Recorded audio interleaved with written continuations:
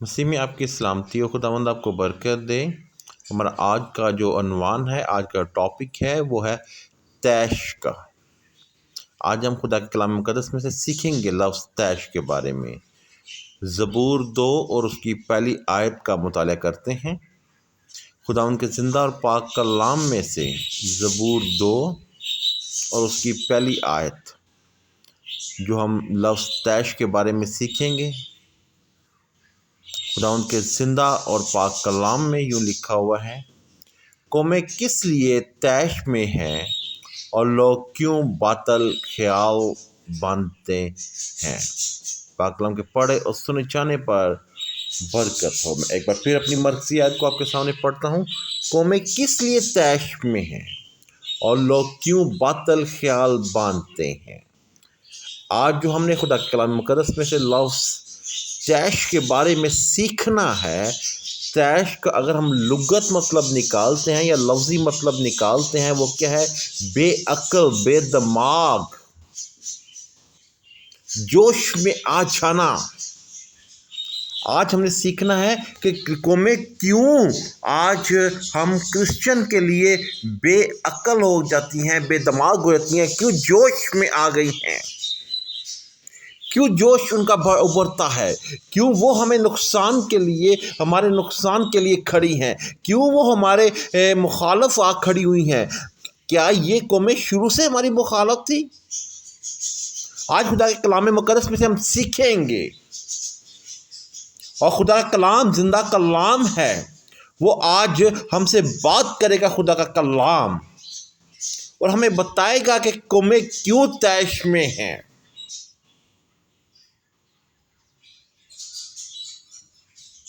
آج ہم نے سیکھنا ہے۔ اور لفظ کیا ہے؟ باطل۔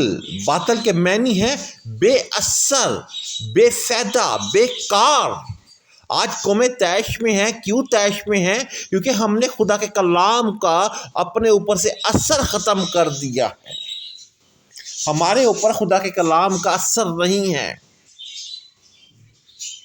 خدا کے خادمین خدا کے کلام کو بار بار ہمیں تعلیم دیتے ہیں، لیکن وہ تعلیم ہمارے لیے بے اثر ہوتی ہے، ہمارے لیے وہ بے فائدہ ہوتی ہے، ہمیں اسے بیکار کر دی ہے، ہمیں کوئی فائدہ نہیں ہے۔ آمین۔ میں ایک بار پھر اپنی مرکزی آیت کو آپ کے سامنے پڑھتا ہوں۔ قومیں کس لیے طیش میں ہیں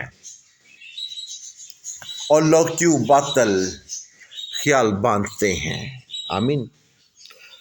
آج آپ دیکھیں کہ ہم نے خدا کے کلام کو، خدا کے کلام کی باتوں کو، خدا کے کلام کے لفظوں پر لفظ، خدا کے کلام کے ایک ایک حصے کو، خدا کے کلام جو خدا کے خادمین ہمیں کلام دیتے ہیں، جو خدا کے خادمین خدا کے کلام کو ہمارے اوپر بیان کرتے ہیں، جو ہمیں سمجھاتے ہیں، لیکن ہم اسے اپنی زندگی کا حصہ نہیں بناتے، ہم اسے اپنے ساتھ نہیں رکھتے، ہم اس کلام کو اپنے ساتھ جوڑ ہی نہیں سکتے نا۔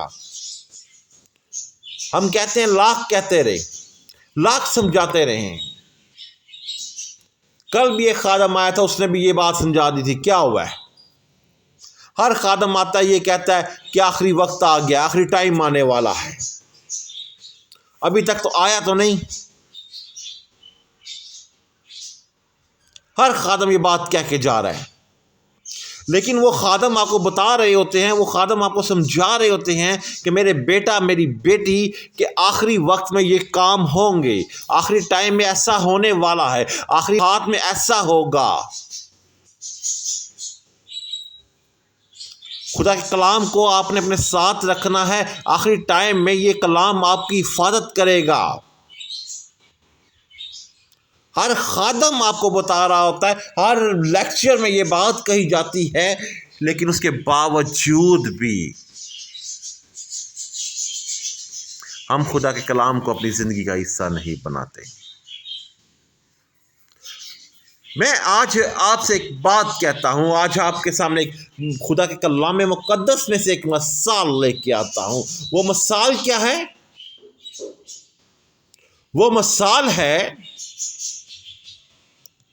خدا کے کلام میں سے بنی اسرائیل کی۔ بنی اسرائیل نے جب مصر کو چھوڑا، خدا کے کلام کو چھوڑ دیا، تو اس کے آس پاس کی قومیں اس کے اوپر چڑھ آتی تھی۔ مصر سے نکلے، انہوں نے خدا کے کلام کو اپنے ساتھ رکھا، وہ انہی قوموں کے اوپر اتنا ہیوی تھے کہ وہ خود پریشان ہو جاتے تھے۔ آج کیا ہمارے پاس وہ خدا کا کلام نہیں؟ کیا آج دیکھیں، کیا وہ خدا نہیں ہے؟ آج بھی ہمارا خدا زندہ ہے۔ اگر تب بھی ہمارا خدا زندہ تھا، یہ وہی خدا ہے جو موسیٰ کے ساتھ تھا، ابراہیم کے ساتھ تھا، اسحاق کے ساتھ تھا، سمسون کے ساتھ تھا، داؤد کے ساتھ تھا۔ یہ وہی خدا ہے جو شروع سے ہماری حفاظت کرتا آ رہا ہے۔ لیکن ہم نے اپنے خدا کے کلام کو بے فائدہ جانا، ہم نے اپنے خدا کے کلام کی باتوں کو بے فائدہ سمجھا ہے۔ آج خدا کے پاسٹر حضرات جو خدا کے رسول ہیں، پاسٹر حضرات جو خدا کے نبی ہیں، پیغمبر ہیں، خدا کے کلام کو لا کے گھر گھر میں جا کے انجیل کی منادی کر رہے ہیں، گھر گھر میں جا کر اس کلام کو بیان کر رہے ہیں، گھر گھر میں جا کر اس کلام کا ایک ایک حصہ ہر بیٹے بیٹی کے اوپر ظاہر کر رہے ہیں۔ لیکن افسوس، بہت افسوس ہوتا ہے کہ لوگ اس کے باوجود بھی خدا کے کلام کو اپنی زندگی کا حصہ نہیں بنا رہے۔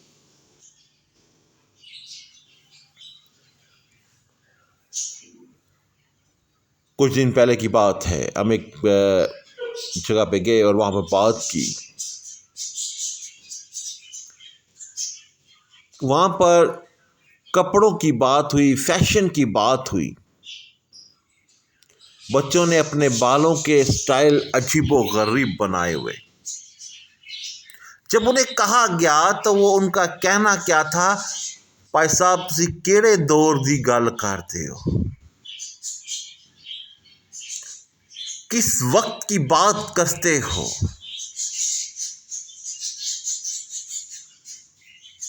آج آپ دیکھیں انٹرنیٹ کا دور ہے۔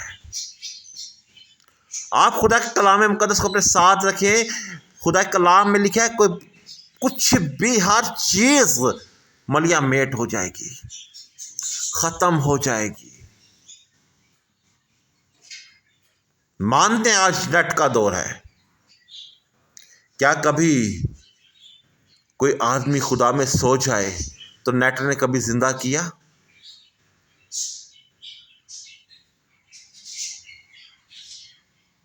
کیا کوئی آدمی جس کی اولاد نہ پیدا ہو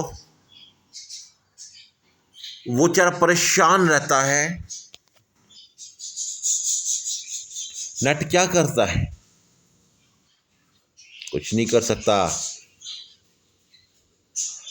بچے ماں باپ کی عزت نہیں کرتے، نیٹ کرتا ہے کچھ نہیں کرتا، بلکہ الٹا ان کو خراب کرتا ہے۔ آپ کی زندگیوں کو برباد کرنے والا نیٹ ہے۔ میں نیٹ کو برا بھی نہیں کہتا، سوشل میڈیا کو میں برا بھی نہیں کہتا، لیکن اس کے استعمال کا طریقہ برا ہوتا ہے۔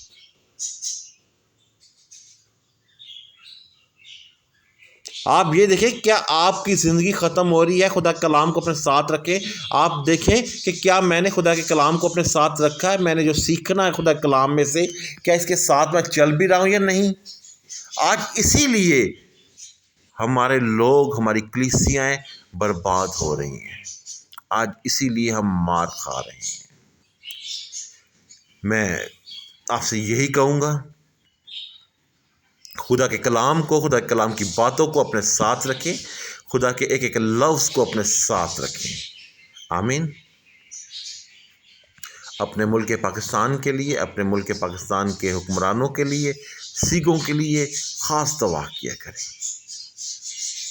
خاص دعا کریں اپنے ملک کے لیے، تاکہ آپ کا ملک، میرا ملک ہر پریشانی، ہر تکلیف اور ہر مشکلات سے بچے۔ کہ خدا کلام میں لکھا ہے تم اپنے اعلیٰ حکومتوں کے تابع رہو، ان کے تابع رہ کے ان کی خیر و خیریت کے لیے، ان کی برکت کے لیے دعا کرو۔